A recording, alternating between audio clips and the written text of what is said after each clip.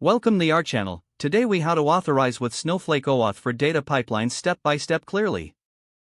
To authorize with Snowflake using OAuth for data pipelines, begin by setting up your OAuth application in the Snowflake account. Log into your Snowflake account and navigate to the Account section. Select the Administrative tab to access the OAuth settings. Click on Create to initiate the OAuth application setup. Fill in the required fields, including the application name, and provide a redirect URI.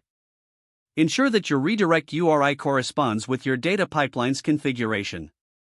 Once completed, Snowflake will generate a client ID and client secret. Make a note of these credentials, as they are essential for the authorization process. Next, configure your data pipeline to use OAuth for authentication. In your pipeline configuration, specify the OAuth client ID and client secret. Set the appropriate authorization URL to initiate the OAuth flow. In your data pipeline, implement the necessary logic to handle the OAuth token retrieval. This usually involves making a POST request to the OAuth token endpoint.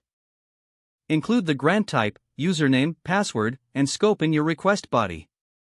On successful request, you will receive an access token.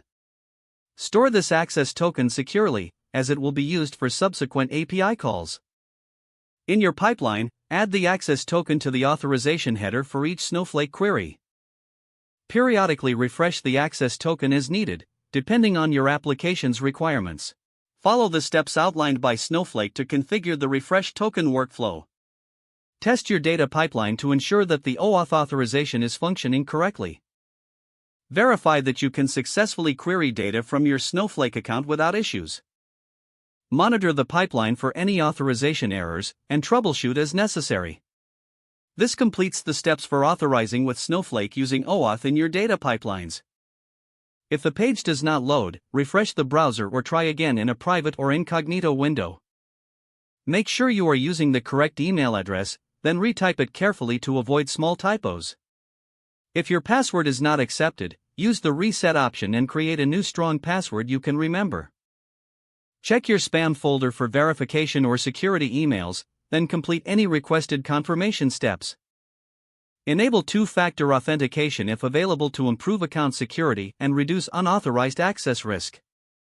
Don't forget to like this video and subscribe to our channel for more step-by-step tech guides.